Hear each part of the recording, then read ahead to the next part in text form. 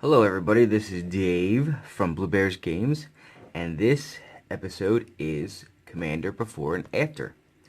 And after about 2 or so months of not having been able to do this, I'm finally able to do the second video for Oloro, Ageless Ascetic. It has taken me quite a bit of time to get this together just because I went through many various iterations of what I could do with the deck, just because the color combinations for me specifically is a tough one because I want to do so many things and put so many cards in. The first iteration that I revamped this to was literally 75 cards over and I couldn't do any cuts. I was trying to do too many things at once, and then something happened.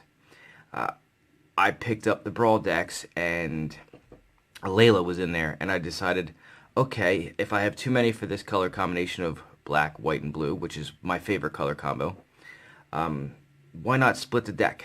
So, what I ended up doing was splitting the deck from the choices I had made and put the other choices into the Layla deck, and this is what I came up with for Oloro. For me personally, Oloro is one of my favorite, if not my absolute favorite commander. This deck got treatment that others won't get just because I only had X amount of different cards. If you guys have not watched the original deck, I implore you please go over and watch part 1. And what I'm going to do now is go over what's left of the original deck, which is not much, by the way. I think I must have cut 75 to 77 total cards, or changed out 77 total cards, to basically just revamp the entire deck. So, let's go over it and see what we originally had. So, obviously we have Oloro. If you don't know who Oloro is, I'll read it again to you guys, but I implore you, please go watch the original video and you'll see the major transformations. Normally what I would do is I would show you what I took out. Unfortunately, the amount of changes I went through, I've lost track of what I took out. So, I'll go through what I have left. It's probably quicker that way anyway. So, Oloro is a 4/5 for 6, and it's black, white, blue, and 3. At the beginning of your upkeep, you gain 2 life. Whenever you gain life, you can pay 1 colorless, and if you do, you can draw a card and make each opponent lose a life. And at the beginning of your upkeep, if Oloro is in your command zone, you also gain 2 life. So he makes you gain life no matter what, unless he's in your hand, which shouldn't really happen. So that's the premise. That's the commander, and we'll go ahead and I'll go first with the lands that originally were in the deck that I kept, because the mana base for a 3-color deck is more important than anything. So I kept Command Zone in, and Arcane Sanctum and Dromar's Cave. So the Command Tower can tap for any color of your commander's identity, and Arcane Sanctum and Dromar's Cavern each tap for either a black, blue, or a white. The lair obviously comes with some caveats to it, that you have to return a non-lair land you control to your hand, and Arcane Sanctum just comes into play tapped. I try to avoid any comes into play tap lands for this deck. It just needs to not have anything that comes into play tapped. So I kept them in there along with the Reliquary Tower, because the way that this deck is set up, it should be drawing a mass amount of cards. So you want to be able to keep them in your hand.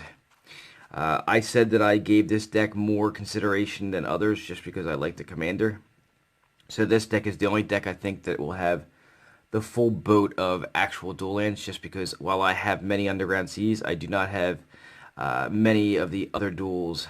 I have 4 Underground Seas and I only have like 1 of each other one. And I did that on purpose way back in the day, because I only played black-blue, so it was really hard to get the rest of them. I remember trading away a whole bunch of dual lands to a friend of mine who wanted to build a vintage deck, had the full power 9, and was like, I don't have the duels, and I just said, okay, I'll trade them to him. Hindsight being 2020, I wish I never did it, but anyway. So we have Underground Sea, Watery Grave, Drowned Catacomb, and Polluted Delta for the black-blue.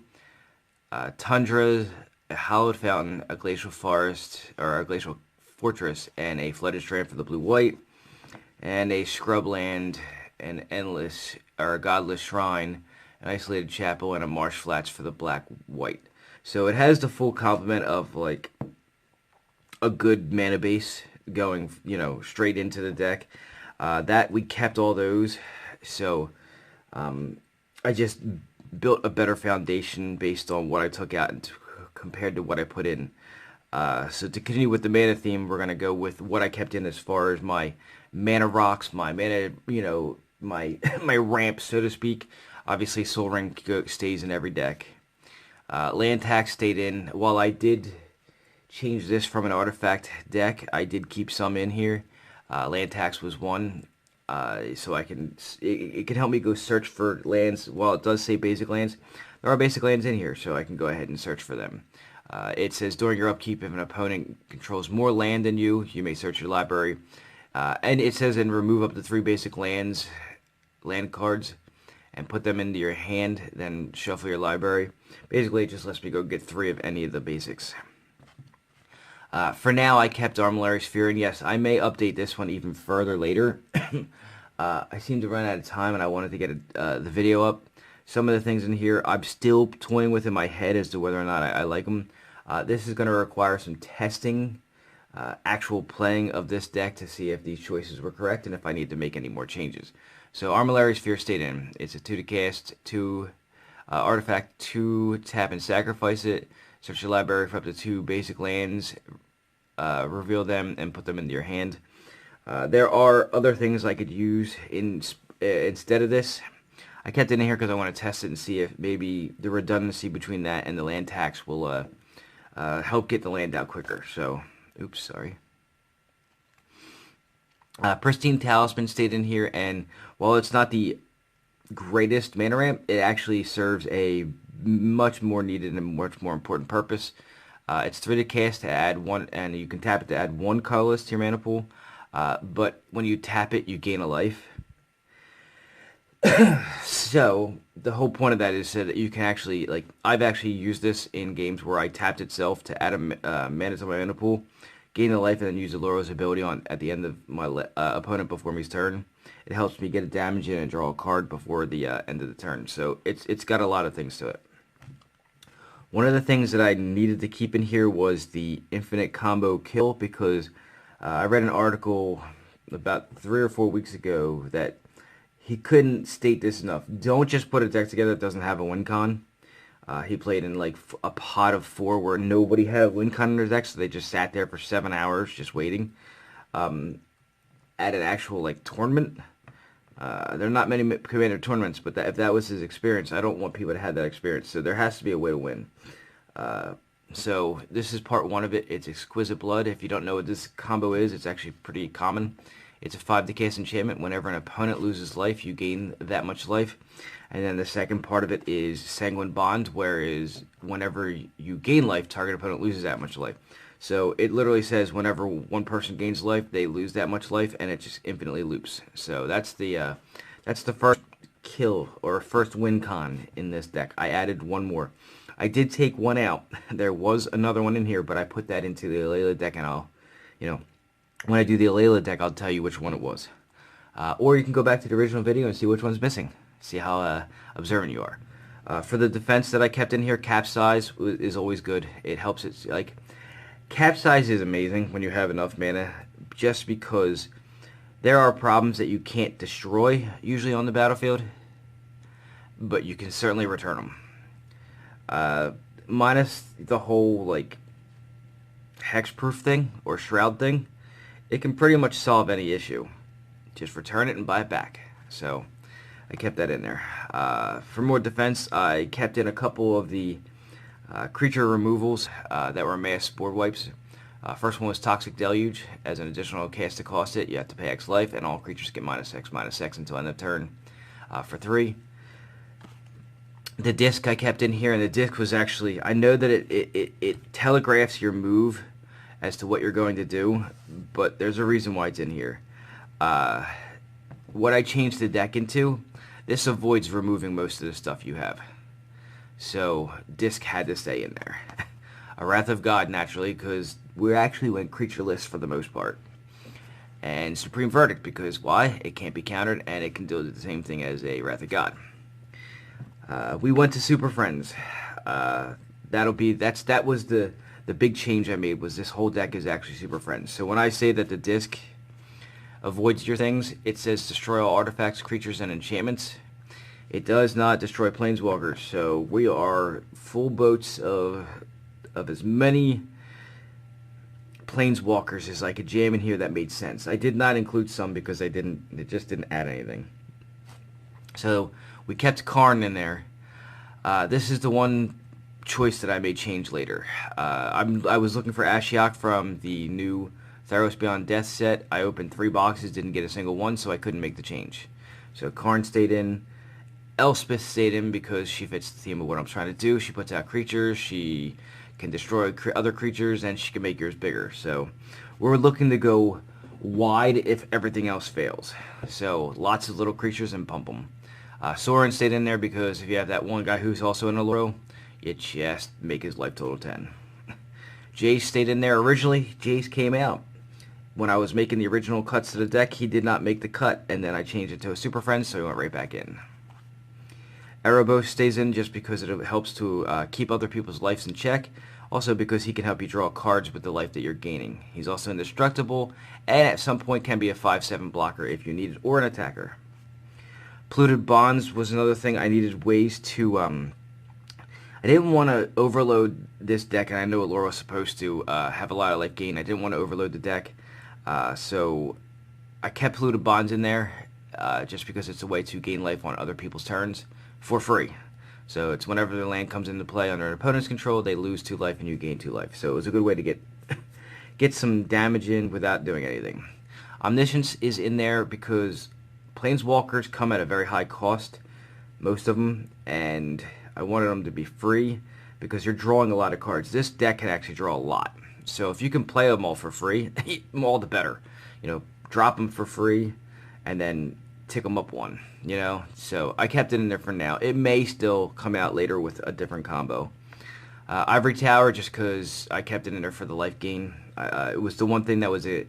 It wasn't a single life gain spell. I wanted to keep that. Elixir of Immortality I kept in because it's gain life and shuffle your graveyard into your library. It shuffles itself, so it's reusable, so I kept that.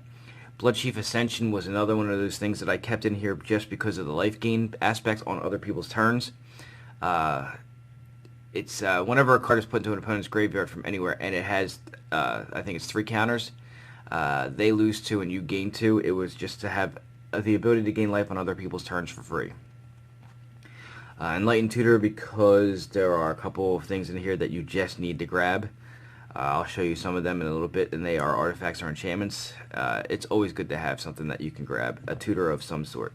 The Boots is to protect Oloro, Demonic Tutor to search for whatever you want, Aristic Tutor because I'm an asshole, no, it's just because I need the card draw.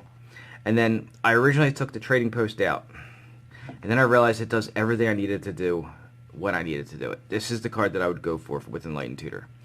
For 4, you can discard a card and gain 4 life, which you need to do. Pay a life and put an 0/1 goat token, or sacrifice a creature, return target artifact from your graveyard to your hand, which I would need. And sacrifice an artifact to draw a card, which you definitely need. So that's the stuff I kept in. Now I'm going to go over what I changed. And some of this is just upgrades, and some of it is pure changes. I'll go over the lands first. I added a Wasteland because there are a lot of non-basic lands that can be an asshole. So I put that in there. To keep the mana base going better, I put in a Sunken Hollow because it's an island swamp. And I have ways to search out islands, swamps, stuff like that. So I wanted to put more ability to get the mana base I needed into play. So I went with that. Tainted Isle was actually a last minute. I literally just put this in 2 days ago.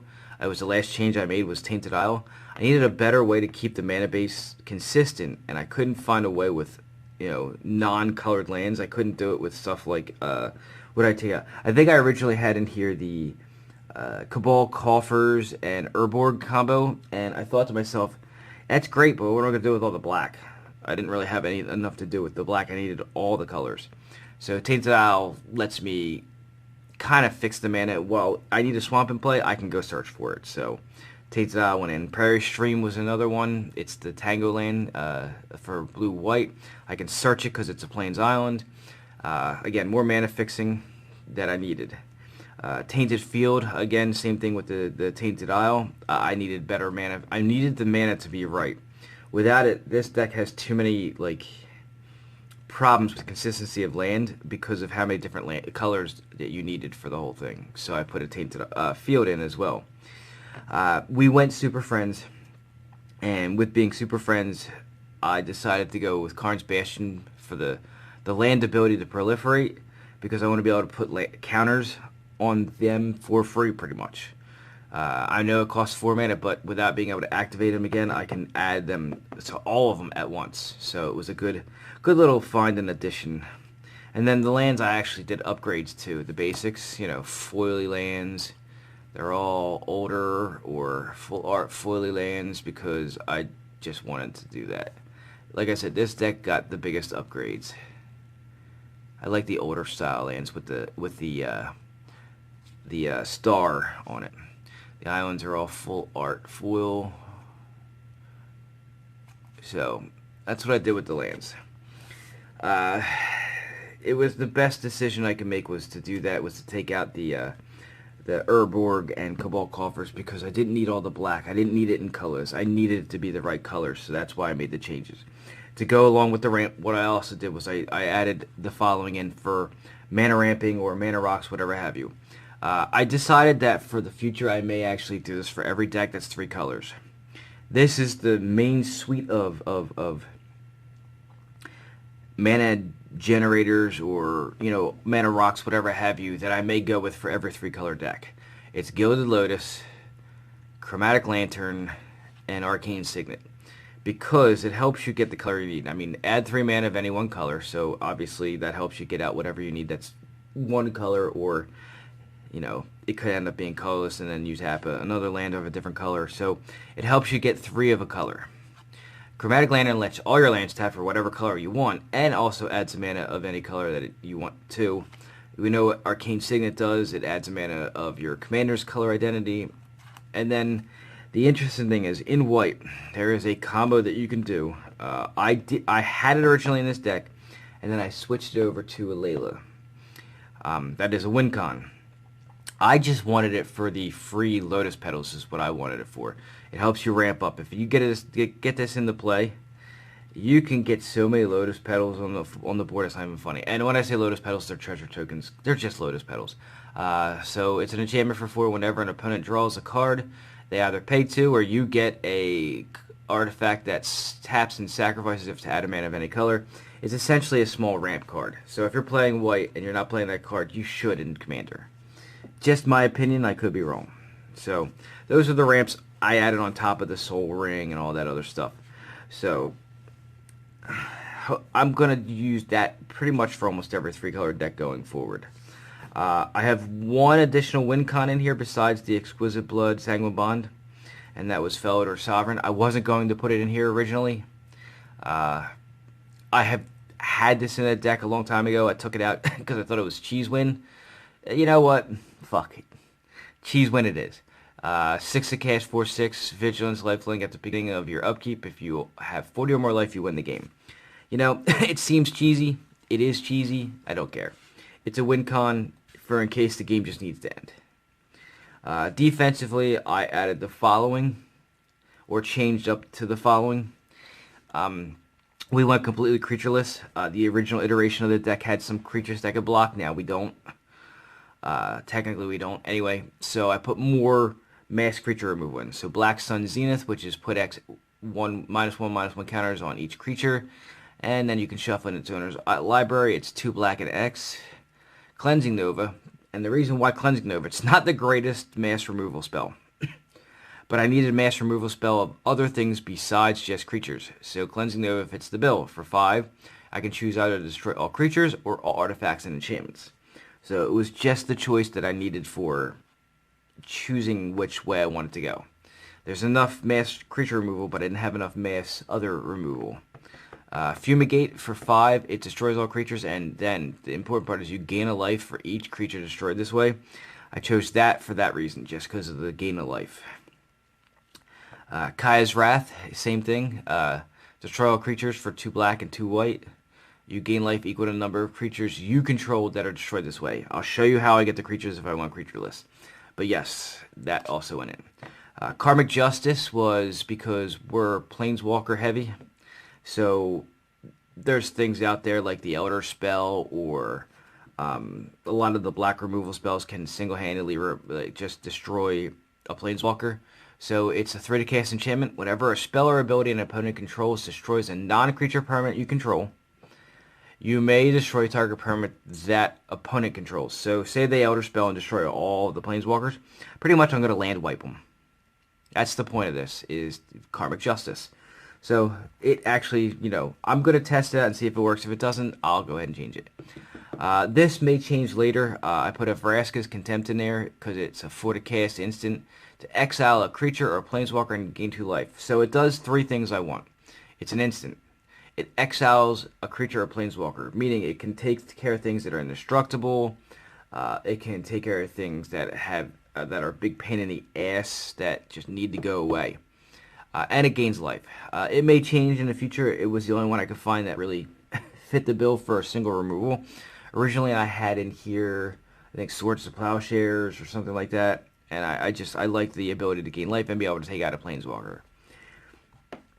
Alright, I mentioned earlier the Elder Spell. This is for, I can, this is going to sound weird, but I can actually use it on myself. I chose it because I wanted to be able to take care of my opponent's Planeswalkers, but if for some reason nobody's playing them, and I wanted to get one of my own to its ultimate quickly, I could actually sacrifice my own to put 2 counters for each one I destroy on one I choose. It's great for removal of your opponent's stuff. It also helps you do your own, not remove, but like ramp your own if you need to. Propaganda, again, because I'm an ass. Each creature can't attack me unless the controller pays 2 for that creature, because everybody in blue plays Propaganda. It's like a suite of 3. It's Propaganda, Mystic Remora, and what is it? The other one. Oh, my brain's not working. What is the other one? Because it's going to kill me. The one where you have to pay 1. That's it. Ristic Study. So, it's like the same cards have to be used for every blue deck, just for defense and for card advantage. So, Propaganda goes in, along with... Now, I may actually change Propaganda out, because I did read something yesterday, literally yesterday, that makes it a change in it.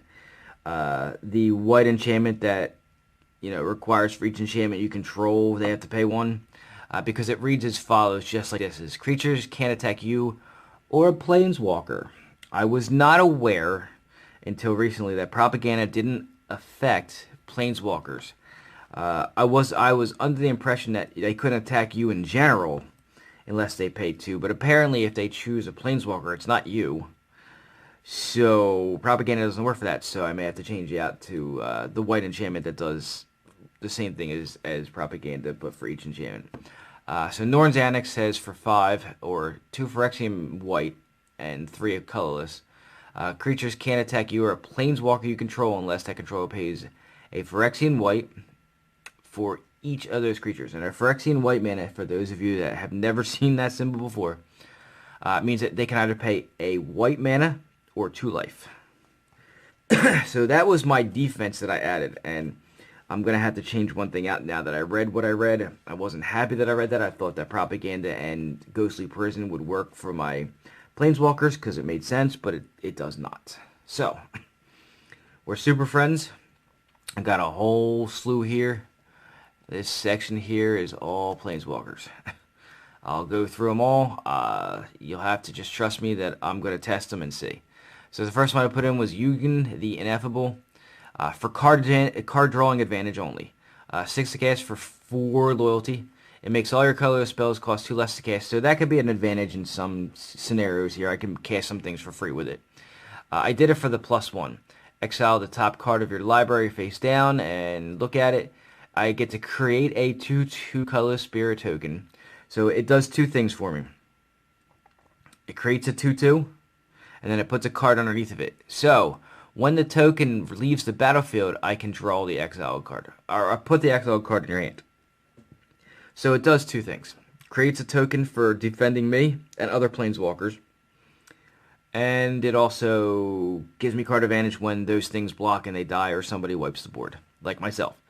Then the -3 here is destroy target permanent. That's one or more colors.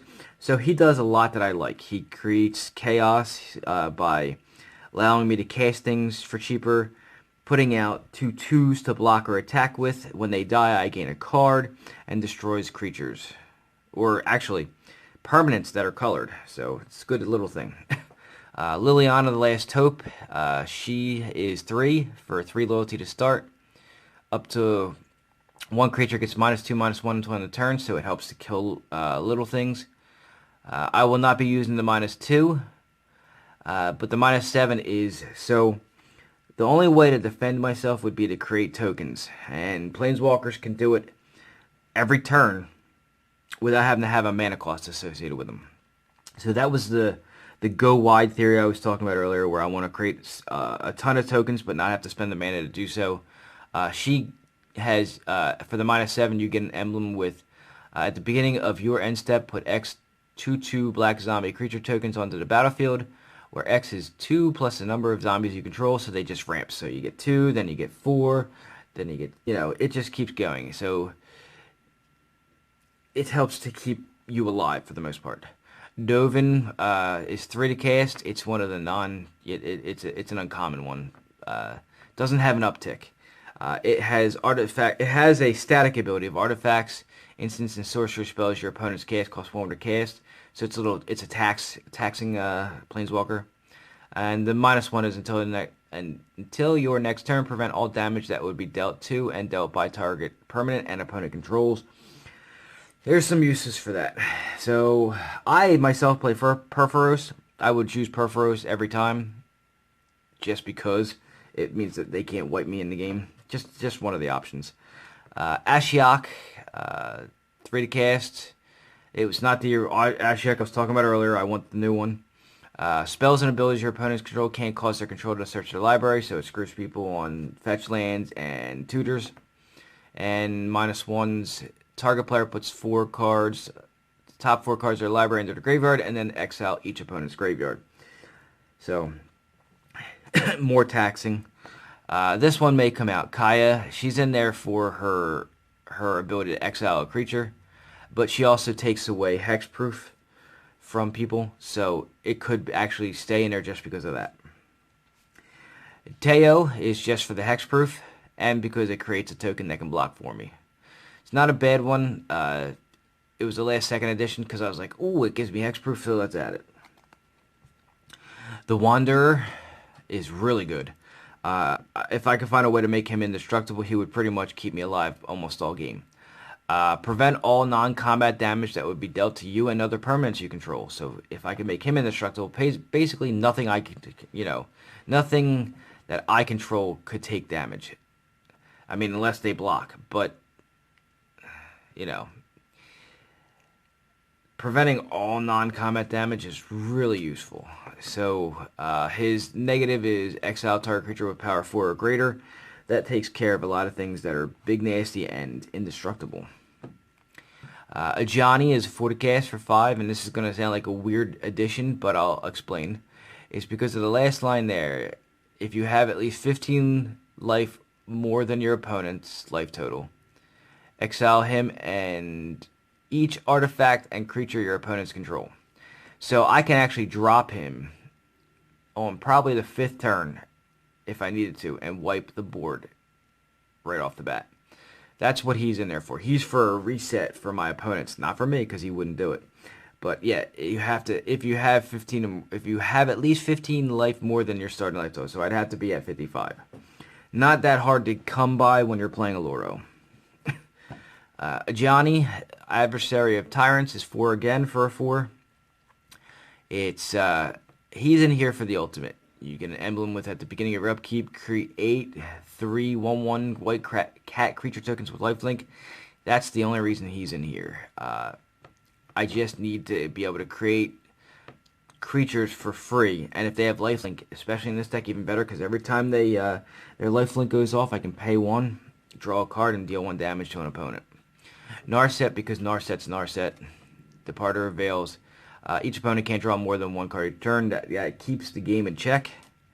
And also, what I didn't realize is when I put him in here was only for the static ability, and then I really didn't think about the second ability, which was to look at the top 4 cards of your library. You may reveal a non-creature, non-land card from among them and put it in your hand, and put the rest on the bottom. I honestly hadn't even thought about it, but that hits planeswalkers, enchantments, artifacts. This is a creatureless deck. Pretty much anything but the lands, it hits in this deck. So it was a bonus that I was already putting them in here. Kazmina. Spells your opponents cast that target a creature or planeswalker you control costs 2 more, so spot removal will be taxed. And she actually creates a 2/2 blue wizard. So being able to create tokens was what she was put in there for. But the taxing is always great. Venzer the Sojourner, because if you get his ultimate off, you can emblem with whenever you cast a spell, exile a permanent, kind of like Teferi, only, when you cast a spell instead of draw. The other thing, too, is the exile target permanent you own, return it to the battlefield under control at the beginning of the next end step. So if you, play a Planeswalker and do its mid-down tick, you can actually use his uptick to bring that back into play at full, rather than having to wait to uptick it, you can actually bring it back at its starting loyalty counters. So a little bit of synergy with Venzer and the rest of the gang. Elspeth Terrell is in here pretty much for all of her abilities. You gain 1 life for each creature you control, and we're going to hopefully have a lot of token creatures to gain life off of. You can put 3 1/1 soldiers into play, or destroy all permanents except for lands and tokens. So she does a lot that I want. Elspeth the Knight Errant. That's a nice foily one from the Elspeth versus Terrell dual deck, I think it was. She has, for 4, her uptick is put a 1/1 soldier token into play. Her second uptick is creature gets +3/+3. Probably won't be using that all that often, but I might. But it's the ultimate, obviously. You get an emblem with artifacts, creatures, enchantments, and lands you control are indestructible. Yes, please. So if you can get her ultimate off, you pretty much can have infinite blockers with your tokens, no matter when you created them. Gideon was put in here solely just because he's a free, like a 0, doesn't downtick, doesn't uptick. Put a 2/2 Knight token into play. The funny thing is that when you turn him into a 5/5, it can actually help you get some damage in for free, because he's only 4, so he's actually pretty cheap, and he becomes indestructible when you do so. So you can get some upticks in if you need to, and then, we said we were going wide, so the whole point of this deck is to flood out every opponent with all the tokens, and he actually is an emblem himself, because he creates an emblem with creatures you control get +1/+1, so he can buff all those little tokens as well. Liliana, the Dread Horde General, was put in here originally for her static ability. Whenever a creature you control dies, draw a card, and then for her uptick ability, which was to create a 2/2 black zombie creature token. She works well with the other Liliana so that you can ramp up and get a whole lot of free zombies. Then she has a downtick that I like, which is each player has to sacrifice 2 creatures, so you can help wipe the board. You can dwindle the board down if you need to. And then I guess the ultimate works too. Each opponent chooses a permanent they control of each permanent type and sacrifices the rest. It's a nice little board wipe in case you get there. So Liliana the Dread Horde General works very well for what I'm doing here. Sorin Lord of Innistrad, so black-white 2. You can uptick to put a 1/1 white vampire creature token with lifelink into play, or onto the battlefield according to this. I'd use that because it has lifelink and creates a blocker. The first downtick is you get an emblem with creatures you control get +1/+0, so again, going wide, that could be helpful. And then the reason why he was originally put in here and stayed in here. Now, if this was originally in the deck, this was not a new one. The only thing new about it is I found a foil version. So, his ultimate is destroy up to 3 target creatures and or other planeswalkers. Return each of those put into a graveyard this way on the battlefield under your control. So he can take things. So that was pretty important, especially if they have really nice stuff. I want to take it. Teferi, obviously Teferi has to go in here. Uptick to draw a card and then untap 2 lands at the beginning of the next end step, so why not? Return target non-land permanent to its owner's library third from the top, good for tucking. And you get an emblem with whenever you draw a card, exile target permanent and opponent controls. Let's just put it this way. When you're drawing a lot of cards because they're not paying the 1 because they can't because you're exiling their lands, it's a good day. The other Teferi was put in here for mainly, I must say, for its static ability, which is each opponent can't cast, can only cast spells as if they were a sorcery. Helps get rid of spot removal during, it makes everybody spend their money on their own turn. And then his ability, until your next turn, you may cast sorcery spells as if though they had flash. Originally, I didn't think it was going to be all that great. And then I realized all of my stuff that's a board wipe or sorceries. So it's really good. So he's actually really, really doing double duty here. And then his minus is to return up to 1 target artifact, creature, or enchantment to its owner's hand and draw a card. So good utility, not the greatest, but his first 2 abilities more than make up for it. Jace, Unraveler of Secrets, 5 for 5. Uptick is scry 1, draw a card. Always good. His first negative or -2 is return target creature to its owner's hand. It helps to, because there are some things that just can't be killed, you just return them to their hand. Especially if they snuck something into play with a sneak attack or something like that. It's good to be able to just return it. And then the reason why he's in here is his ultimate is you get an emblem with whenever an opponent casts his or her first spell each turn, counter it. I originally had in here a combo where it was literally, each spell your opponent casts is countered, put a counter on it, and then there's no counters able to be put on it. It was literally a lock, but I decided to put that in the Alayla deck. So this is what I replaced it with. Jace, Wielder of Mysteries, because every deck that's blue that can draw itself out should have a Jace, Wielder of Mysteries. If you would draw a card while your library has no cards in it, then you win the game instead. And he was really put in here for the +1. The target opponent puts 2 cards into their library or into their graveyard from the top of their library and draw a card, or the ultimate, which was draw 7 cards. He was just to help draw more cards. So those are the ones I chose. Now there are others that I want to put in here, but I didn't have. I don't have a Narset. I did not pull the Ashiok, so some changes are still available. I'm going to try to do some trading. I don't buy cards straight out. I usually trade for them, so I'm going to try to do that. Now for the final parts of the deck is the utility. This is just the stuff I added to make the deck work a little better. For defense, technically, Luminarch Ascension, because if you're playing white, you should always play this. At the beginning of each upkeep, or each end step, if you didn't lose life this turn, you can put a quest counter on it. Then for 2, this is a very cheap cost ability. Put a 4/4, and this is a colon, so you can do this for as much mana as you have.